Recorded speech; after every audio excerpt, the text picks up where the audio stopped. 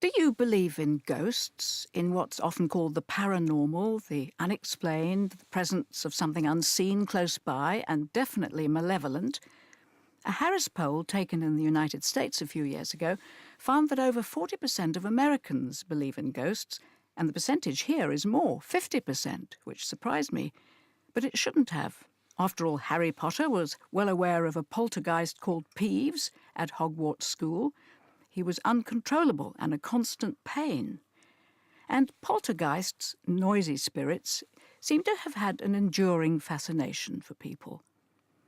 284 Green Street, Enfield in North London, is the site of Britain's best documented poltergeist haunting. During 18 months, starting in the summer of 1977, Peggy Hodgson and her 4 children witnessed moving furniture, flying objects, and levitation. Around 30 people claimed that they saw some sort of unexplained activity at the house, including Hazel Short, the local lollipop lady, who saw one of the daughters, Janet, levitating at the bedroom window. But many said the family were making it all up, using basic conjuring tricks in order to get a better council house. The story inspired a number of documentaries and films, including The Enfield Hauntings, starring Timothy Spall and Juliet Stevenson. And the incidents that created the story remain intriguing. In 1973, The Exorcist became the highest-grossing horror film of all time, with its story of a little girl possessed by a demon. The power of Christ compels you! Dennis Wheatley was second only to Agatha Christie in the bestseller lists with his tales of devil worship and the occult. Black magic is invoking occult forces to give you some sort of personal help. Who's Tom? And in public halls around the country, self-styled mediums like Doris Collins claim to be able to contact the dead at mass seances. Who did you know that played the mouth organ? It was my first husband. I got them both here then? Yeah, you must have that. Yeah. Even an edition of Radio 4's topical phone-in Tuesday Call, which I hosted in the 1970s, was devoted to the paranormal. We're inviting your calls on ghosts, which, according to some traditions, are seen in large numbers at this time of the year. On one occasion... In 1976, reports surfaced of a family in Long Island, New York, who had experienced strange goings-on in their new house. Kathy Lutz witnessed her daughter Missy apparently enthralled to an invisible presence. And when I opened the door, she had a small white rocking chair in the corner. Missy was talking and the rocking chair was rocking, and you could hear another voice. But in Britain, it was the Hodgson family in Enfield whose story caught the imagination. On the night of the 31st of August 1977, Peggy Hodgson entered her children's bedroom to find the dressing table moving across the room. I just couldn't believe it. In fact, I pushed it back twice, and the third time I couldn't move it. The uncanny event was accompanied by repeated knocking noises. She sent for her neighbour, Vic Nottingham. We couldn't make out what it was. I heard the knocking as I walked in the front door, but I went all over the house. Just couldn't make out what it was. So in the end, I thought to myself, well, there's only one thing. I'll call the police. WPC Carolyn Heaps was first on the scene, and she described seeing a chair sliding across the room. It came off the floor, or nearly a half-inch, I should say, and I saw it slide off to the right, about 3.5 to 4 feet before it came to rest. With the police at a loss for what to do, the neighbours called the Daily Mirror. Photographer Graham Morris was confronted with the chaotic scene of marbles and Lego bricks flying through the air. One of them hit me on the head. I mean, I felt it. If someone had thrown it, they would have had to really put a lot into it. It's not just a flick. And then all of a sudden a pool of water come from nowhere. With a growing group of eyewitnesses, the bizarre events continued. And as we walked out there, the toilet brush just come up and settled on top of the toilet. I've got one chap at work, for instance, and he says to me, how's your ghost getting on? 4 days into this peculiar activity, Vic Nottingham was clearly troubled by what he'd seen. Well, I was straight. I mean, I'm 44 and I've never witnessed anything like it before in my life, but being a roofer by trade, it's beginning to get on top of you. Your nerves begin to shatter a little bit. Well, with me to relive the extraordinary events of the Enfield Poltergeist case are three people who witnessed the goings-on at first hand. Graham Morris, who took the famous photographs for the Daily Mirror of the girls, Janet and Margaret Hodgson, levitating. Ros Morris, no relation, who covered the story for BBC Radio, first on The World This Weekend and then in documentary form. And Richard Gross, a newly qualified solicitor at the time, who was brought in to help his father, a leading psychic researcher, Maurice Gross, with his own observations, and is still, to the best of his knowledge, the only member of the Law Society to have cross-examined a ghost.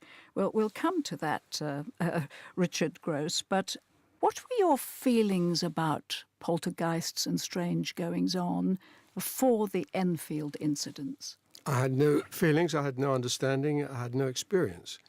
And I think it's also fair to say that my father, who was the lead investigator throughout, was a businessman, joined the Society for Psychical Research and read, but he always felt that in order to further knowledge, he would have to go out into the field and confront whatever was going on out there. At the time, I was living at home, and often I would come back from a night out at 2:30 or 3 o'clock in the morning, and I would greet my father walking out of the house, jumping in his car and going off to Enfield. And Graham Morris, you were a photographer on the Daily Mirror, and somebody said, look, why not go and have a look and see what you can see and try and get pictures of it? Yes, I was sort of on duty that night. It was quite amusing, actually, because a phone call came through from Peggy Nottingham, the woman next door, when they'd taken the family, the girls and the mother, into their house because of all the goings-on in their own house.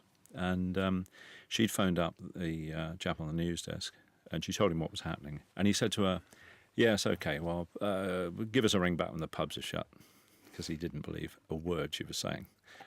And she took him literally. She thought that he was just about to pop out to the pub. So she phoned back about an hour later and said, oh, I was told to phone back when the pubs were shut. I think they're shut now. So anyway, as I was saying, and then carried on with the story, just about to have the phone put down on her almost again, when she said, oh, the police officers have seen it.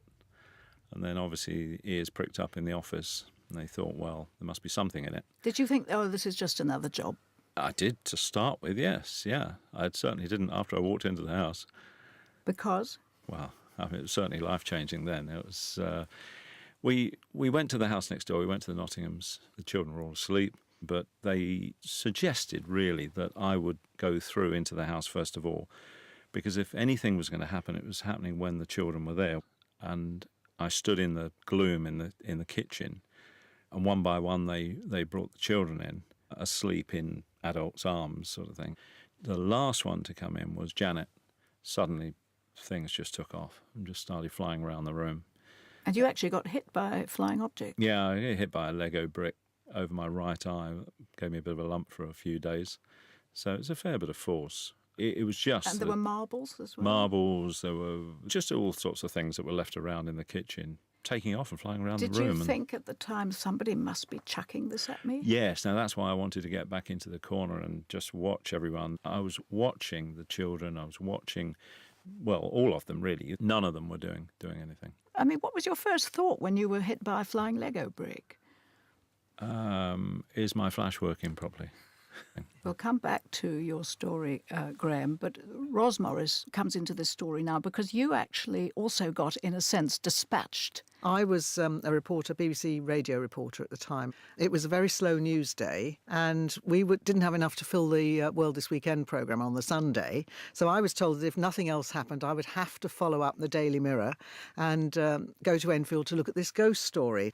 I was very sceptical and looking out for any ways that there could be trickery involved. But I interviewed Mrs. Hodgson, and she seemed to me to be a very normal, sincere person, also very frightened by the whole things that had been going on.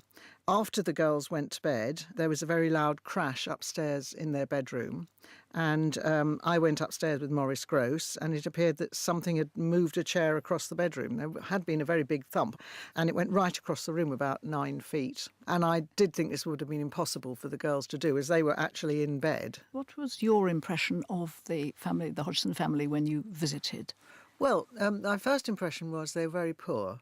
They didn't have much money. She was a single mother with 4 children. People have said, oh, well, they did this to get a better council house. But actually, she never wanted a better council. She had a good house as far as she was concerned. And in fact, she stayed in the house, and that's where she died in 2003. And indeed, they never made any money out of it either. No. If there was an accusation that there was some kind of pecuniary advantage, it never existed. We look at journalism now, we talk about checkbook journalism, all the rest of it. That was never the case in this story. Poor working class families would take a newspaper. They were loyal to a newspaper. If they had a problem, they wrote to them and they said, look, we've got this problem. Can you help us? What can we do? And that was just what they did. They had no idea what was going on, and they just thought, we'll phone our paper, the Daily Mirror. We'll phone them up and say, right, what happened? Wasn't it the Mirror who contacted the Society for Psychical Research? Yes, it was. And that's how Maurice Grosse ended up there. And Richard, you eventually accompanied your father, didn't you, to the house? Every breakfast time, my father would play a tape or two. It started off with noises, bangings, and he was getting very excited about this, and I must say that I was completely unmoved. And then it moved on to banging in response to questioning.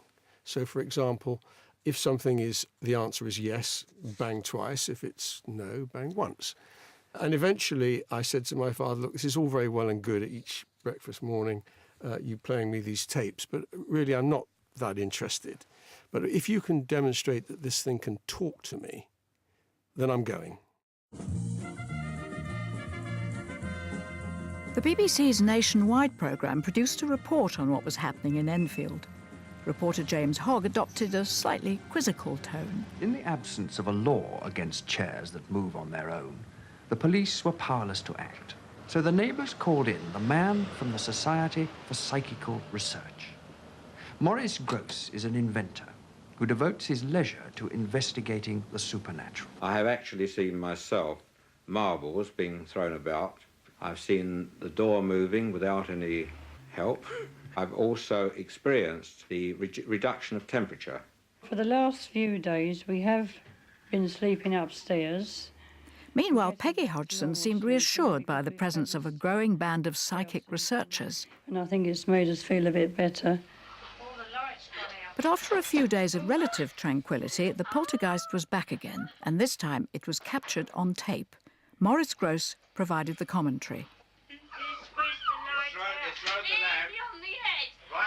Across the room and pulled it out of the socket. It was clear that the youngest daughter, Janet Hodgson, was the centre of attention. John Burkham saw her levitating. There she is, across this radio, one leg in the air and her head hanging down. But why are you here? Is it because you want to give us a special message? In early November of 1977, Maurice Grosse confronted the presence in the living room. Are you having a game with me?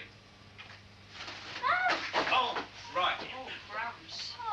As I asked the question, are you having a game with me?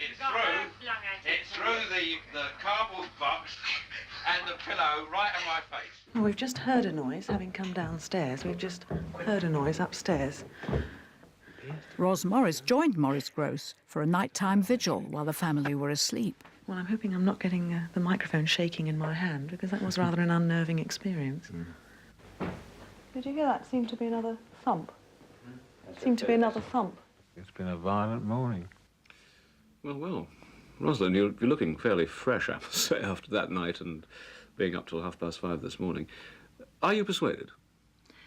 I think I more or less am, yes. I mean, I think what convinced me was the enormous thump when the chair, whatever happened, moved across the room. I mean, I'm convinced there wasn't time for that little girl to have got out of bed, stood up, chucked the chair across the room, because something chucked the chair across the room. I'm convinced of that. Well, Ros Morris, you actually sounded a bit thrown yourself on that report. Was it quite disturbing? Well, yes, it was, actually. That was the first time that I went there. That's when that happened. That was in September. I went back in the October and did some more stuff. And then in December, the voices began, and I went back and recorded them. So an awful lot of stuff happened. What did you think, Richard Grosse, listening back to hearing your father speaking there? Have you heard that recording many times? He made so many tapes, hundreds of tapes over the period, and, you know, I've heard some of them. They're all archived now in Cambridge University. When you heard that, the knocks and the accounts of things flying through the air and everything, did you think somebody must be, you know, pulling somebody's leg here and No. somebody must be knocking in another room? No, I didn't, because my father would not have presented me with something that he didn't believe in. My father was the most straightforward, down-to-earth person you could possibly come across. Could you explain how the furniture moved? I suppose a skeptic might say, well, you know, we know that magicians can be very clever on stage, that there was something attached to the bottom of the chair which somebody else somewhere in the house pulled. Yes. And don't you think that if you were an investigator, the very first thing you would do would be to look for all those simple explanations? And of course, every time something happened, that's exactly what they did. And there were occasions, very few, when the children played, but they knew. My father had 3 children. He knew when children played. It was obvious. And of course, Mrs. Hodgson would have known, and she would never have allowed this whole situation to continue simply for a game. It must be annoying for you, Graham, that you didn't manage to catch some of this stuff on camera, but you did manage to catch levitation on camera. And one of the neighbours said she saw Janet through the window from the street levitating. Now, sceptics might say this is just Janet sort of jumping up in the air. I just pressed the button. And on this occasion, I was pressing the button in another room. I was there for something like 4 nights a week, up to 18 months. That family has got to get back to normal. They don't want grown men sitting in the corner of their bedrooms with cameras. So much was happening in the bedroom. We would then put a camera in with infrared flash, operated from another room. Morris would set up a tape recorder with a cable running upstairs for the mic in the bedroom. I'd listen to this live, and then as you heard the bang crash, you start to press the button. And that would take a sequence of so many frames per second. It was only the next day when I'd get the film processed and have a look that you realise that it was a sequence of what all the boffins, as I like to call them, put down as levitation. Well, I've got one of these, and it's a colour photograph, one of these photographs in front of me. You kindly brought some along. And this is Janet, who, well, it described, she's not quite levitating, she's about to levitate, I think, and there's one of her flying through the air as well. Well, it's a sequence of her. She started off lying flat, and in the other bed, the other side of the room, is her sister. Her sister's realised what's going on, so she started to scream. And I've started this sequence. She's come up from a prone position, flying across the room, and she's in mid-air, red night dress. She's screaming, her sister's screaming.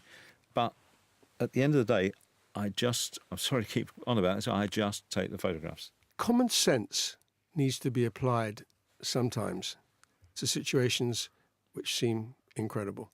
So we take, for example, that instance of levitation recorded by the baker and the lollipop lady, who both said that they saw Janet horizontally going up and down in the room. Now, how do you get yourself up from a horizontal position so that you are horizontal at the top, go back down again, and then get yourself up in the same way? Now, just apply common sense to that, and it can't be done. But applying common sense, if I were a skeptic, I'd say, well, people, when they know there's something very odd going on in a house, sometimes see what they want to see. These were people who were completely independent witnesses. I think that's the important point, as were so many of the people to these strange goings-on. Your father, Richard, must have wanted some sort of further proof that there was a sentient person doing this somewhere in whatever form, and he decided that he'd actually try and communicate directly. One morning, he triumphantly played the tape to me, which started off with the barking. And he said, well, if you can make that noise, then you can speak, you can say my name. So say my name, Morris. Nothing. Say my name, Morris. Morris. Say my full name, Morris Gross. Morris Gross. Like a barking dog, but with a sound. It was an old man's voice barking. Let me hear you say my name again. Come on, let me hear you say my name. Come on, my name's Morris. Let me hear you say it. Morris. That was the first time we heard the voice, and since then we've been hearing it again and again, and it's been getting louder and louder. The voice was only heard when the children were present in the room, appearing to emanate from behind Janet. BBC Scotland's Stuart Lamont spoke to the children and to the voice. How many voices are there? 600. 600 the voices. I know the joke. How many really are there, Margaret? I think so far we've had 10. 3. When you hear the voice and it comes out, where does it come from? Here, your throat? No. Where do you feel it comes Back from? of the neck. Back of the neck. And so it must be as if it's somebody else speaking then, when you hear it. Behind us. My bed. On later recordings, the voice seemed to become more conversational. Why can't Janet feel you? I'm invisible. You're invisible? Why are you invisible? So much H-O-S-T. Bow, bow, bow, the pump gently down the street. Merrily, merrily, merrily, merrily, lovely part the train. Now, now. Mr. Gross, a lot of people, hearing these voices produced by the children, will simply say that they are very good ventriloquists and that this is all a hoax. They're certainly not very good ventriloquists. We have had tests on them to see whether they can ventriloquize. They can't. To keep up this particular type of voice for any length of time without damage to the vocal cords is absolutely impossible. I'm simply doing it now. I come from doing that graveyard. The voice identified himself as a former resident of the house, Bill Wilkins, who died at the age of 72. He was cross-examined by Maurice Gross's son, Richard, a newly qualified solicitor. I want you to tell me whether you remember what happened to you when you died. I had an hemorrhage and I fell asleep and I died in a chair in a corner downstairs. Richard, as you know, there are some people who say Janet, the daughter, one of the two daughters, might have been suffering from Tourette's syndrome. And one of the, you know what I'm going to say, one of the things that people who suffer from Tourette's get, and not all of them, is an ability to bark like a dog. Yes, and that's, you know, I've heard that before, my father heard that. One has to remember that this voice, once it started to go, talked away. And it would talk incessantly for 2-3 hours. Now, with that same gruff voice. Exactly. So, if common sense, once again, you and try and speak in that fashion for 30 seconds. You'll have to clear your throat, you'll cough. After a few minutes, you'll have done damage to your voice. This is all supposed to be happening from a 12, 13-year-old girl. Ros Morris? People have said to me, well, did you think maybe there was a recording or something? But it didn't sound like a recording. You know, it was a different timbre to recorded speech. We all get phone calls now from someone who says, hello, have you been in an accident and that sort of stuff. And we can tell it's recorded. And Richard Gross, we heard you interrogating, as a lawyer, in a sense, this strange being. Can you remember your first impressions when you got answers? Absolutely. And listening to that tape again, which I haven't heard for many, many years, Bill, who was the voice, he described how he died. He said, this is the former resident of the house. This is the ghost. And well, I'll come on to that in a second. Okay. He said, I went blind, I had a hemorrhage, I fell asleep and died in a chair in the corner downstairs. One of the first things that my father did was he went over to Janet and said, Janet, what's hemorrhage? Janet looked at him blankly and she had no idea what that word meant. Subsequently, there was a radio programme of some description, perhaps London Broadcasting or something like that, and the description of the death of this entity was played. And my father got a phone call subsequently.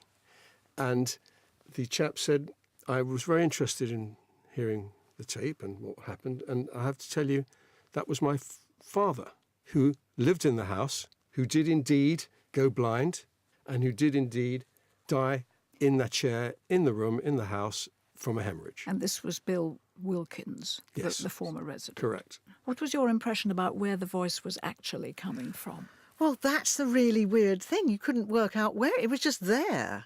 That's the thing. You couldn't work out where it was coming from. The girls would be just sitting there and this voice was there. I mean, the first thing that came into my head was, right now, what are you seeing of yourself? You know, can you see your hands, your legs? What, you know, asking all these questions, but getting answers. And all the time that I'm getting these answers, the voice is in the room. But where? It's in the room. It's not coming from any particular person. It's in the room. All the ventriloquism and the Tourette syndrome and anything else you care to name, it doesn't persuade me one iota. Graham.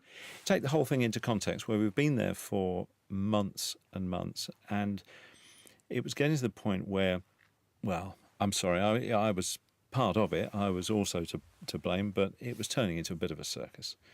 And there were people coming through the house. We had Ray, what was his name, the ventriloquist? Ray Allen. Ray Allen came there one night to see if, with his agent. Did he bring Lord Charles with him? No, he may as well have done. I think just to see if the voices were, you know, if he could work out how the voices were coming. There were people coming from universities, there were people coming from showbiz, there were media people and all sorts. And, you know, whether the girls or the family, I mean, the boys weren't really around them, but the girls were just thinking, we almost want it to continue. There were things happening in rooms where there was no one in, all the rest of it, but it just... I don't know, maybe it was me it was just wearing a bit thin at the end. It's interesting you should say that, Graham, because the whole media circus thing was very upsetting for my father and also for the family. You have to remember this was their home, and it was becoming dangerous. There was an iron grate of a fire. Oh, when the fire was pulled which out actually from pulled out and flew across the room. A pipe was thrown across the room, and frankly, if it had hit someone, it would spear them. But it got even more serious when Janet became almost possessed. It's difficult to know the right word. She went into trances. She had terrible dreams. She was very, very mentally upset. My father was deeply concerned for her welfare. It was turning into a Victorian freak show, though, after a while. That was the problem.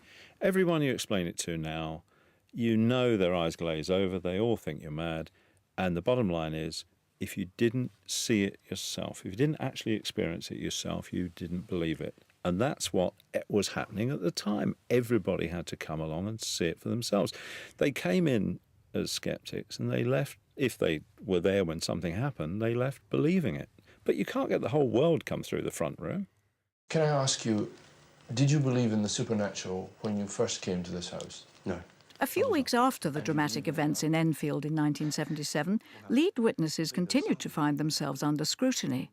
Guy Playfair of the Society for Psychical Research. I'm not saying there's supernatural. There's no such thing as supernatural. If anything happens, it's natural. We just don't understand it, nor does anybody else. It's very difficult to produce these phenomena. Dr. John Belloff, a psychologist from Edinburgh University, criticised the psychic researchers. The phenomena themselves are somewhat alien to our modern scientific outlook, and not to be ignored is the fact that they tend to be to get contaminated with a lot of spurious claims that are really sort of rubbish, but they muddy the picture. Skeptics pointed to this recording as evidence that the children had made it all up. How does it feel to be haunted by a poltergeist? It's not haunted. Shut up. Why isn't it haunted? I don't know. But Maurice Gross came to Janet Hodgson's defence. Why was the girl the centre of all this? Well, the family was very highly stressed, and I believe that stress is the basis of poltergeist-type phenomena. In later life, Maurice Gross looked back on his most famous case with mixed emotions, and he revealed that just a year before getting involved in the Enfield haunting, he'd lost a daughter, also called Janet. Do you want it to be so, or not to be so? Yes, I think I probably did, because I felt that this life was too constricting. I thought there must be something else. You found life boring? I wouldn't say boring, not quite the word. I felt that there was more to life than just living on Earth. Richard, I hope you don't think this is insensitive, but your father was in quite an emotional state at that point, and you would understand it absolutely as much as he did. He'd lost a daughter, also called Janet, a sister to you. Some of the skeptics would say, he was in a heightened emotional state. This is a man who fought in the Second World War, who lived through the Blitz. When my sister died, it was a tragic event. And they were deeply upset, of course they were, and they never got over it. And it drove him to the society. It drove him to this event, and it drove him to the next 28 years of research. But it's absolutely inconceivable that he would allow the loss of my sister to colour anything that happened in the Enfield case. And Ros, you were not there present, but we've just heard the recording of somebody talking to the two sisters, and one of them referring to a haunted house, and the other sister saying, shh, shh, it's not haunted, as if she'd been told to say that. And they used that as evidence that the girls were up to something. Well, no, I don't think it's that. I think they knew that there was a lot of debate going on. I mean, I was amazed to find, once I got involved with this, that there is a whole history of poltergeist activity going back to the Romans reporting it, and then for hundreds of years this sort of thing has been reported. And there was a lot of debate going on as to whether a poltergeist is caused by a troubled young person, such as Janet at that time. It's all in the mind? Or Graham talked about energy, whether they're creating some sort of energy that somehow, makes things happen, or is it to do with a haunting? And they would know that. Janet did say subsequently that she felt she'd been used in some way and that things were pushing her around and that sort of thing. The strange things, as you put them, Ros, went on through 77 into 78, and then they suddenly stopped in 79. What do you make of that? Well, there's a spiritualist view of it all. This is all ghosts, external forces. And there's an internal forces theory of the whole thing, which is sort of more Jungian and kind of says that the troubled young person is generating the energy, and it's often to do with puberty. Janet was exactly at that stage in her life. And Richard? And I think at this stage my father would have said, something, in my view, and it would be his personal view, it was probably a combination of the two. There you have a child in a troubled environment, at puberty, and opens up herself to energy. What is that energy? Well, it manifested itself as an old man who appeared to have lived and died in the house. And Richard, just another thought. You did allude to it. Your sister, Janet, there was a strange occasion centred around her death, which involved a birthday card. Yes, it was this extraordinary circumstance. My sister, who was 22 years old at the time and a cub reporter at the Caerphilly Leader in South Wales, was involved in a motorcycle accident in the centre of Cardiff. The driver was killed outright, and she was in hospital. She'd had extensive brain damage and she was on life support. So my mother and father travelled from Jersey to Cardiff Royal Infirmary. When I arrived, I saw my sister with two black eyes, her head swathed in bandages, in a hospital gown, looking a very forlorn individual.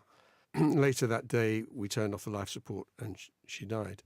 My parents stayed on, and I took the train back to London. And on the way back to London, I realised that that day was my birthday. And I knew that my sister would have sent me a birthday card. And I knew that that birthday card would be on the mat as I walked into the house. And this worried me because I was upset. I arrived home and I saw the card, I saw her handwriting, I went upstairs, I sat on the bed and I opened the card, and what I saw took my breath away. It was a cartoon card, and on the front page there was an image of, it's called an androgynous person, whose head was swathed in bandages with two black eyes in a hospital gown. And inside it said, "I was going to send you a bottle of toilet water for your birthday, but the lid fell on my head." She had written an arrow pointing to the word head, and she'd written underneath, "And there won't be much left of that soon anyway. Love, Jan, Welsh correspondent." That was the most clear instance of precognition that one can think of. The most recent Hollywood version of the Enfield story was The Conjuring 2. A few details were changed. The psychic investigators were American, and it was laced with religious imagery. My name is Bill Wilkins. What do you make of that voice? The voice on this tape is coming from an 11-year-old girl. Janet and Margaret Hodgson, the two girls at the centre of the case, have now moved from their childhood home in Enfield. Margaret lives in East London and Janet on the Essex coast. Both of them are married with children of their own. We invited both of them to take part in this programme, but neither felt able to do so. In a recent interview, though, they did reflect on what had happened to them all those years ago.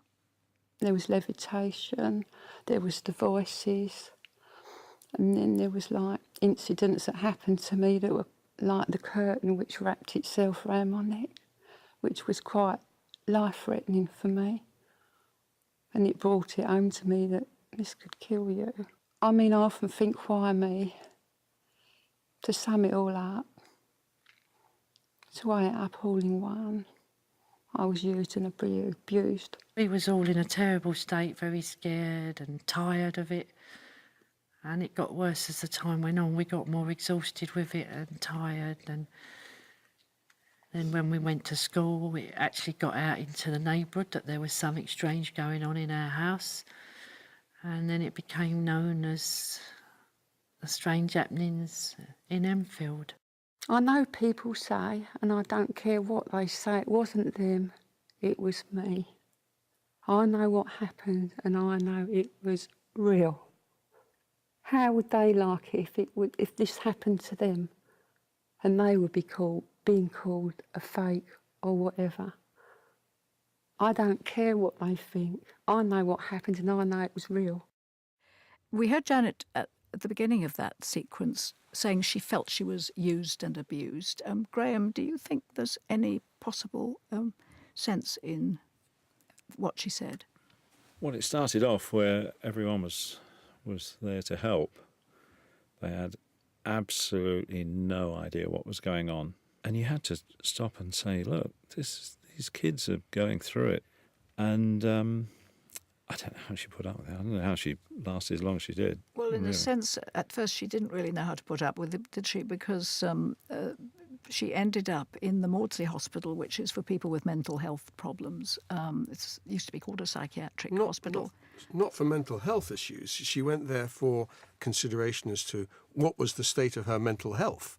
I think this was the time they were having shared dreams and where she was showing a lot of stress, but there was no implication of her being mentally unstable anyway. She was actually given a very clean bill of health by the hospital. And you, Ros, went and visited her.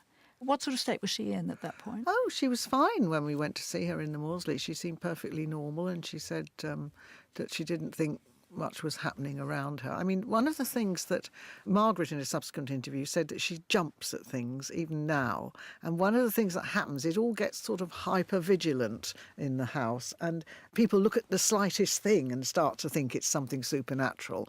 And Janet in the Maudsley sort of said, well, it was good to be, in a quieter place, and she did sometimes wonder if things were happening, but they didn't seem to be. Yes, there was a huge amount of stress in the house. I mean, Janet, seeing her sister cry just about every time you spoke to her, and Mum, you couldn't talk to Mum. She's trying to run a household with 3 or 4 children there, no husband, no money. So Janet was by far the brightest of them all. She was doing French, she was doing German. I would come around in the evenings, and it got to the point where I wasn't really there as a photographer. I was there to, like a social worker sort of thing. I was trying to help her with her homework, and you just felt so bad for the family. And looking back now, all these years, just over 40 years ago now, what effect did the Enfield Poltergeist have on you, Graham? Did it change the way you thought about the inexplicable? Yes, I haven't got any closer to working out what it is. I still think it's something scientific and not spooky. Ros Morris, you were smiling in agreement, I think, with Graham.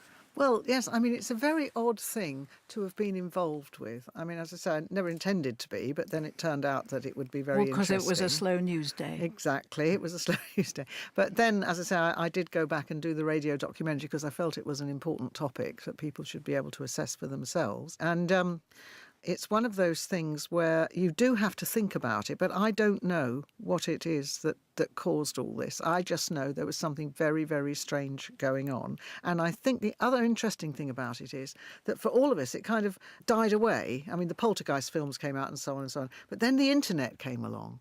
And suddenly, on the internet, there's stuff about the Enfield Poltergeist with 1 million hits, 1.5 million hits. All this, there's huge interest in this. Richard Gross? In my conversations with friends and people that you meet, if they get to hear about the circumstance, there are those that turn their back immediately and will not engage. And why not? That's probably what I would have done had this not happened to me. However, those who do engage, my goodness, they're interested. They've got things to say, things have happened to them. In today's environment, 40 years on, we have on our screens programs that purport to tell us about the universe in all kinds of ways. You know, you look out and you are told there are infinite numbers of galaxies. How on earth can we think that our knowledge of what goes on is in a box, like scientists think? Richard Gross, Graham Morris and Ros Morris, thank you very much indeed. Pleasure. Thank you.